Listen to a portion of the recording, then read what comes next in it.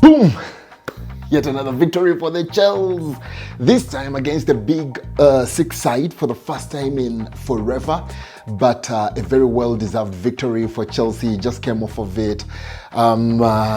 Yes, I've got to say it was an emotional mango. I think for the first time as a Chelsea fan in real life, I have experienced what that commentator was referring to as an emotional mango in FIFA 23. I don't know if we do have that in EA Sports FC, but yes, ladies and gentlemen, a review of a game that just came to an end. Chelsea scoring 4 away at Spurs, and yes, many people coming up with all these, they were lucky, it doesn't explain the game and all those kinds of things. No, I disagree. Chelsea totally deserved the result today. Were there shaky moments? Yes, those are all part of our growth. Those are all part of this process of getting to where we need to be, where we deserve to be. But every single thing that happened in that game,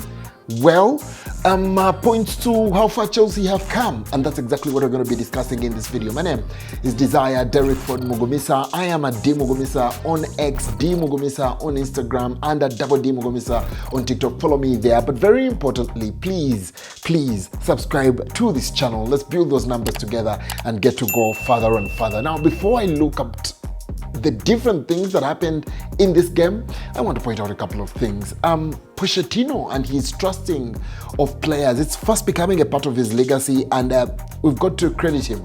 Sometimes it is very frustrating, and it has been so frustrating for me. There have been moments in these games where, even this game today, where I thought, come on, Jackson, it's a cutback to you. You seem to be so off, so absent.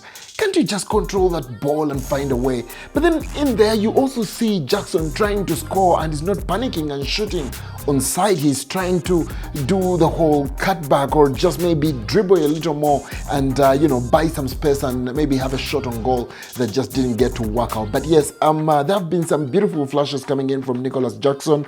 It is interesting how he gets to score his hat-trick, but that he scores that hat-trick today, I hope does get to boost his confidence enough to be more consistent. I want to believe that all the players that are playing around him understand him a little better and how he wants to play.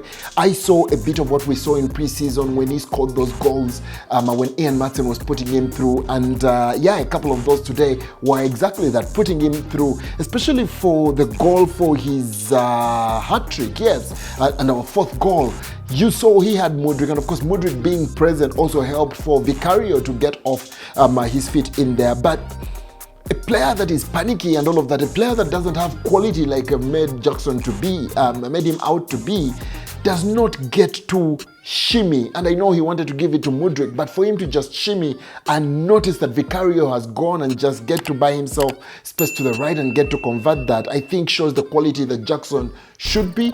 Maybe by the time we make that turn around December and then going into January, he's going to pick up and maintains, because again, it will be a very big disservice to us if at all he looks like he has picked up. Then we don't look for a striker to get us through the rest of the season, and then suddenly he gets to flop yet again. But then again, it's also an interesting situation, because if we see these hat-trick like Jackson results getting to come through more consistently, then what happens to our shopping in January? Of course, sometimes Ornstein is telling us that we are not exactly interested in Tony, but then there is so much to believe that there is something for Tony coming through. What happens there? So do we still go ahead and get Tony? If at all Jackson has picked up, what happens to that? Do we now play 2 strikers? I seem not to remember a time where Mauricio Pochettino has played with 2. So it will be interesting to see how that one all gets to go. For now, beautiful stuff. We won 4-1. What a game. And for me, again, another thing that gets to stand out for me today is the Jackson celebrations. They might not be no fancy and everything, and I don't think his haircut helps really with all the stick that he's coming out with. That's only a joke. But what I'm saying is, his celebrations, the jazzy tap, the kissing and all of that, the boy is right here. Even when his teammate scored, that is Cole Palmer, he's out there trying to interact with the fans and telling them, get up, we are still in this thing and we're going to be pushing it on. And of course, he's gotten a whole lot of stick from the fan base and all of that. So to see that he is as present as he is, even with everything that has gone on, was beautiful to see today. And Jackson, keep it up, especially that post-match comment that you made. You scored a hat-trick for the best club in England and the world over. Man, we love to hear that. We know you're lying. We don't believe it either, but we love to hear it. So yes, good on you, good on you. Keep that getting to come through. It helps that, of course, Didier Drogba is what he is to you. Let's get to move on and talk about Cole Palmer. What a beauty. What a man. I was just saying a stat that in the Premier League, no one has done what he has done, because he scored and created a big chance in 6 straight games, and no one also has done that since Eden Hazard for Chelsea. Man, the things that this guy is, first of all, it looks like a forged stat, but the things that he's pulling off, Cole Palmer, this this is amazing stuff. And I really feel that with everything that I've seen so far, Oscar and Willian are to Chelsea what Phil Foden is to Manchester City. And this is what I mean. Kevin De Bruyne and Mo Salah left Chelsea because they had Willian and Oscar ahead of them, and they were the preferred players for Mourinho. So they left because of that. Cole Palmer left Manchester City because there was Phil Foden.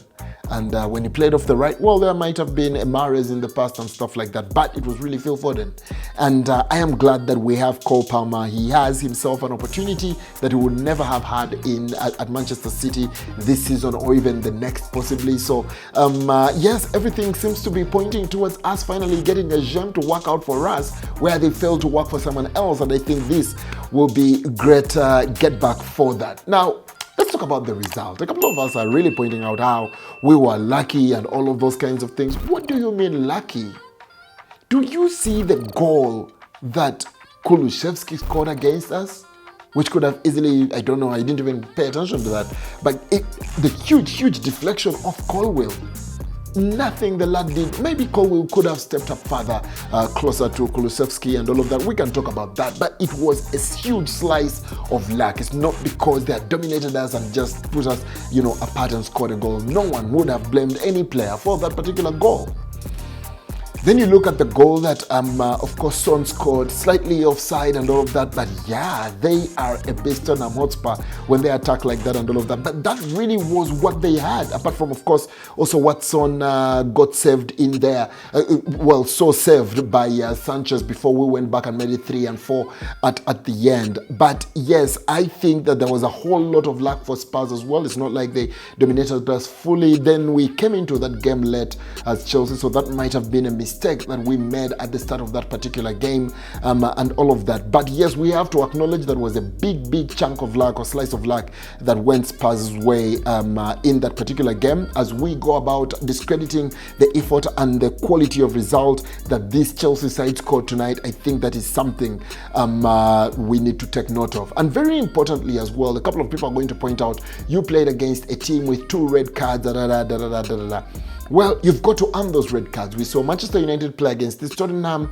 Regardless of where they played at, we saw how they were dominated and played off the park. We saw what happened with Liverpool in there and stuff like that. And we've gone there and won 4-1, people. That result is going to take a minute to settle in. But we've won 4-1 at Spurs. And first and foremost, Destiny Udogie, he's supposed to be sent off where he got a yellow card. I do not think we need to first see blood, a broken leg or something, or a potential broken leg before someone gets to be sent off. Both his feet were off the ground. He just went all in. Yes, it was a dangerous tackle and he should have been sent off, not just given a yellow card. So that he gets the red card a little bit later, that's just fate.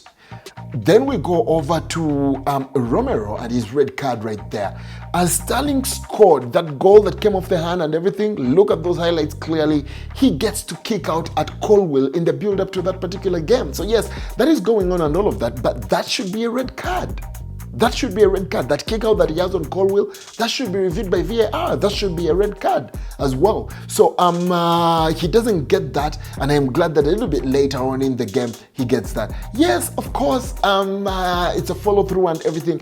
Is it dangerous to the player? Unfortunate that he gets the red card, but let's not be here saying that the referee made a wrong call for him to be sent off. That's exactly, well, not exactly, but similar to how Gusto, who we missed for so long, got that red red card that he got. Did he get the ball? Yes, but he followed through, caught the player, got the red card. So why is it different today for Romero? Why? I hear you. I hear you.